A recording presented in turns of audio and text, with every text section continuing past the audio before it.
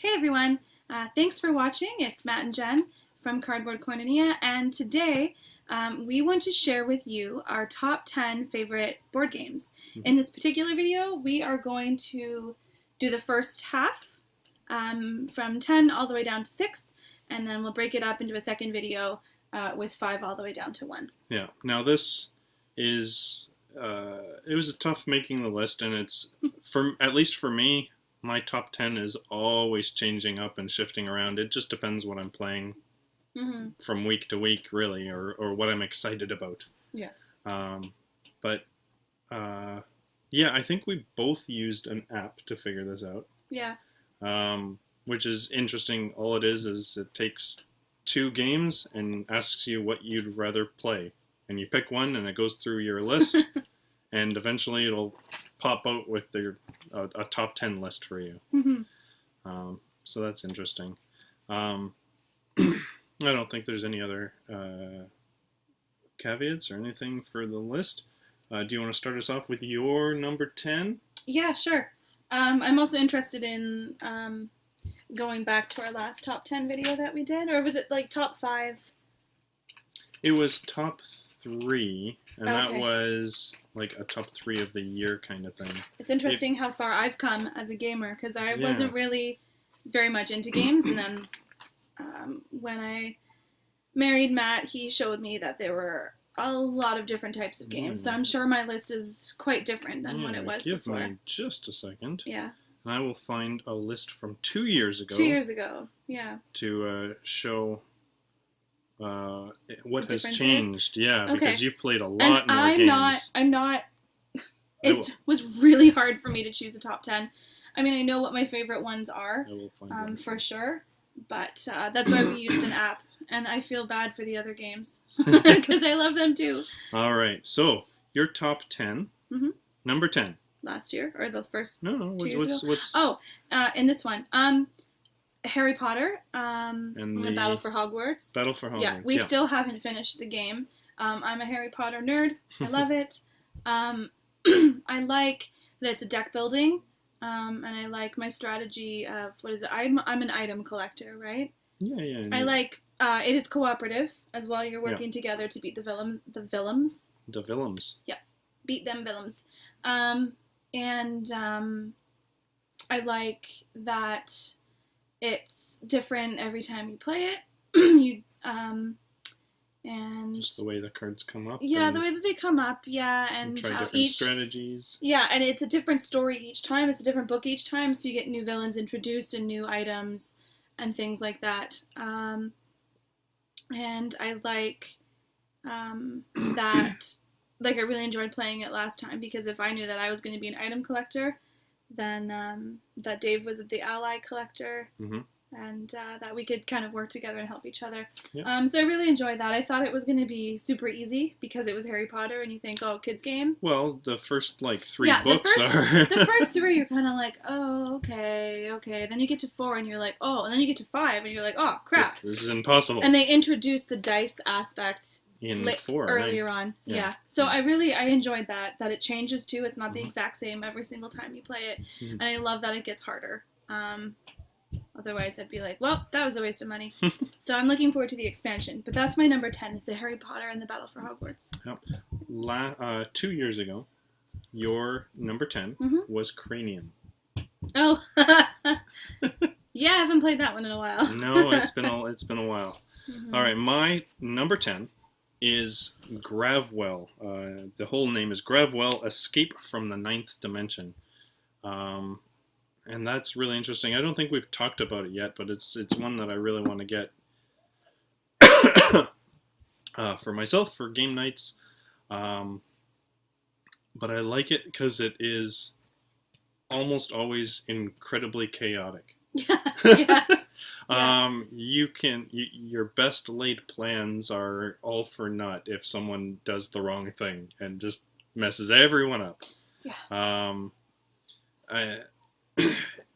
I like I guess it's sort of science-y and like a physics type of way. Basically, you're getting sucked to a black hole and you have to use gravity to push or pull yourself around a track to try and get out of the black hole, and that's like thematically that's exciting for me and nerdy because the science and all that kind of stuff. Um, but we played this at Snakes and Lattes with Mom the first time. Yep. Yeah. Yep. And it was just. It was fun. Frustrating. You can't really anticipate what the next person is going to do, right? Yeah. Yeah, you can try. Mm-hmm. But yeah, I enjoyed it. I like the chaos of it. And then, and last year, or not last year, 2 years ago, my number 10 was Cash and Guns. Oh, yeah. It's been a little while since we played that, Yeah. but it's still popular. It's fun. Yeah. But yeah, that's my number 10. So my number 9 is actually still Taboo. I haven't played it in a long time, but I'm always in the mood for Taboo. Mm-hmm. I love word games. I love trying to think outside of the box. I like When just your I like teammate the is Mom? excitement. I like playing with my mom particularly. Yeah. Don't I play just against them. No, we'll take you down. I like just the excitement of getting there, right? And when you're on the same wavelength as your team members, it's fun. One of those games where you get to kind of yell and there's a buzzer. Buzzers are always fun and annoying. Mm-hmm. Yeah, that's still in my top 10. No, it's a fun party game. Yeah. 2 years ago, number 9 was Monopoly. Why was that on there? At that point, you hadn't played nearly as many games as you have now. That's true. So. You know what? I don't hate it. No. I don't hate it. And I'm not ashamed to say that I don't hate Monopoly. And you're entitled to your but opinion. It's not in my top 10. Or No. 20. Or... You've played a lot of games. You could probably say top 100.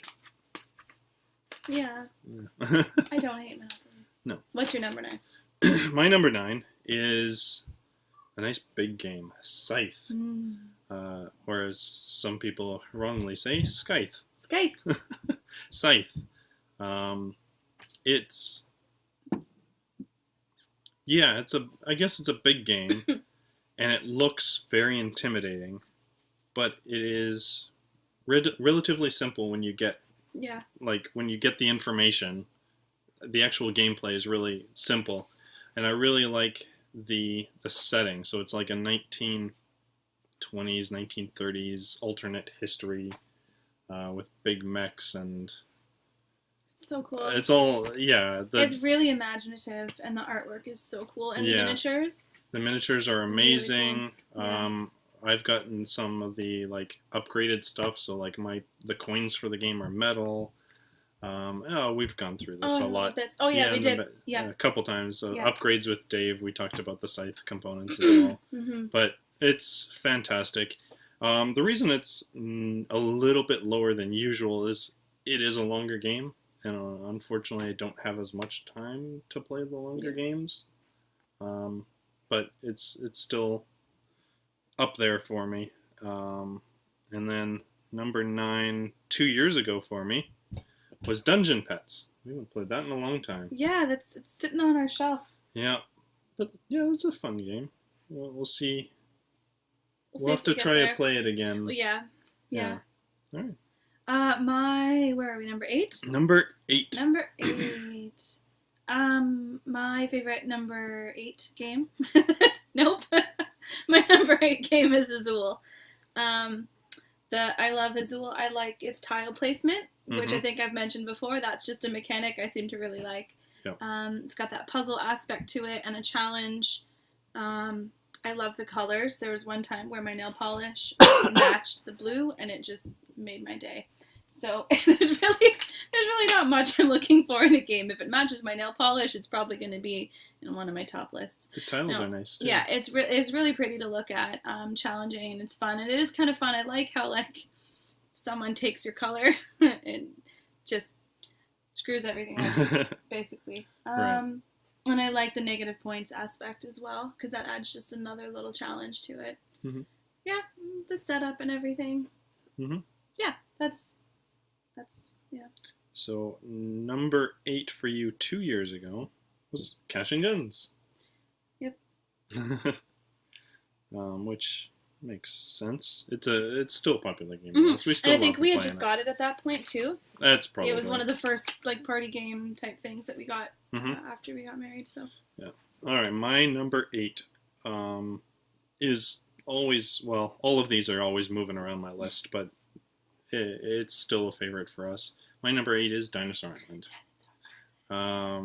Well, I'm sure we've talked about it a lot. Make your own Jurassic Park. What's not to love about that? Dinosaurs. Dinosaurs.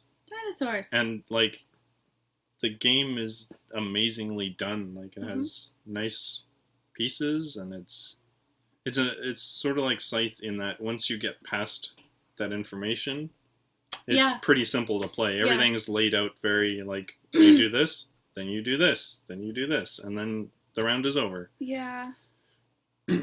Yeah, I think and the only negative to the game is when you're trying to teach it to people.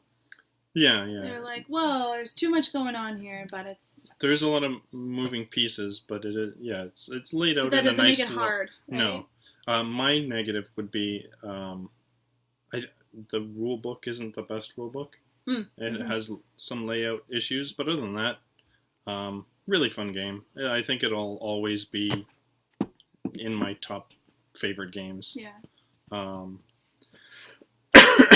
And my number 8 from 2 years ago, Small World, and I really like that still. Yeah. It's a much better Risk game.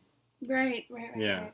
Yeah. So if you like conquering the world, try Small World. It won't take as long, and you won't hate all your friends. Well, you might. I guess they're still conquering people, but I guess it depends. Yeah. Depends on the friends you play with. So number 7. Number 7. My number 7 is Concept. I think we also talked about Concept. I think we did an unboxing, or at least we showed off what we bought. Maybe. Yeah. I like, again, that it's another... you can play in teams, or you can play individually. Yeah. I like that it involves thinking outside of the box. You can be very literal with it, or you can be as just like descriptive as you want. I like being able to kind of like feed off of who you're playing with, and if you know the people you're playing with, I like having that edge to think like, oh, okay, I know how like he thinks, so I know he'll get this reference or whatever. And it's just interesting when it doesn't work out, how hilarious it can be, where your mind wanders and you get overtired. Yeah. It's just pictures and symbols and pieces. Yeah. It's one of those games that there's a couple games like it. It's one of those games that we don't care if we keep score. It's it's just fun to play it. And I guess it's a game, but it's also more like an activity of just how to think of things, like you said, out of the box. Stretches your brain. And stretches your brain a little bit. But I really like it. It's probably one of my favorite party games. Yeah. And 2 years ago, it was Gestures. Oh, yeah. That's fun. And we have Gestures. I don't think we've played it since we bought it. No. Did someone give it to us, or did we buy it? I think someone gave it to us. Well, either way. Yeah. My number 7? My number 7 is probably one of the evergreen, if you want to call it. Like, it's always going to be a good game, and you're always going to enjoy it. It's Pandemic. Not the first cooperative games, but one of the first widely recognized ones. It's, I don't know what I can say that hasn't been said for years now. It's a fantastic game. And now they've got a whole bunch of different versions, and I've played a couple of them, and they're all very good. But yeah, cooperative, it's great. We lent it to some friends of ours, and they really enjoyed the cooperative aspect of it, because our friend, she's very competitive, so she's like, it was nice to actually work on the same team as my husband. Made it for a lot more tame gameplay. Yeah. And now hey, look at that. Last 2 years ago, number 7 was Pandemic as well. Ah, look at that. Yeah. Okay. It's always going to be in the top games. Yeah. Like, it's It's fantastic. Number 6, this will be the last number for this video, is Sagrada. I like Sagrada because it is colorful. It's very pretty. It's stained glass windows. I love the dice. I love that it's not tile placement, but you do place dice. Yes, exactly. I love that it's like a puzzle. It causes you to think. Mm-hmm. I like that every game can have like a different challenge and different like things. What are they, like items that you can purchase to like boosts or whatever to help you, right? Mm-hmm. I like that, and I like that you can choose the difficulty of your puzzle. Yeah. I like the board and that it's like a little frame and you can just stick your card right in there. It's just very nice. It's very satisfying. And the box art is very colorful and it's very nice. It's such a nice game. Yeah. I find it interesting how the turn order kind of snakes around. So if like we're in a circle, it goes you, me, then the next person, and then the next person, and then back to me, and then back to you. Mm-hmm. I think that's neat because it means that the first, it's a way so that the first person doesn't get the good stuff all the time. Yeah. And everyone gets a chance. Yeah. Yeah, that's my number 6. I haven't played the single player variant yet. But I want to give that a try. I've done it once or twice, I think. I want to give that a try. I like that is an option as well, because it's just like pulling out a Sudoku book. Yeah, it scratches that Sudoku itch in my mind. Yeah. Yeah, not exactly like Sudoku, but it's similar. Scratches that itch. 2 years ago, it was Apples to Apples. Apples to Apples! Oh! Yeah. No, that's not in the top 10 anymore. And I think I've heard this mentioned by a few people before. It's the mechanic, it's like, and again, it can be fun with whoever you play it with. Yeah. It's an easy family game, but it's a mechanic that's been done to death, I think. So that's why it's not in my top 10. Top 50, yeah, for sure. But yeah. I'll never not play it, Apples to Apples, but it's not really on my, hey, let's go play it. And my number 6 is a game I don't own yet, although I don't own Gravwell either. But we've played this. Oh, the first time I played this was at the Niagara Board Gaming Convention this past January. But I loved it. It was so fun. Mm-hmm. A lot of yelling, a lot of cheering, all sorts of things. It's like very chancy because the entire game is just rolling a bunch of dice and trying to have the most dice in a casino to win all the money. So it can be really chancy, and you can really screw people over. You can, I don't know. Like, it's a very simple game, and all it consists of is a whole bunch of colored dice, and like 6 or 8 or something like that. Because I guess 6 little casino pads, because it's one for each number. Mm-hmm.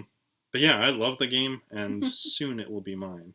Soon. Christmas is coming. Yeah. 2 years ago, it was Shadows over Camelot. Have you played this one yet? No. No. Oh, no. As far as I know, it might be one of the first cooperative games, or at least the first one that did it well. Mm. And it's another one that's always going to be in my top games. It's fantastic. Mm. But that's number 6.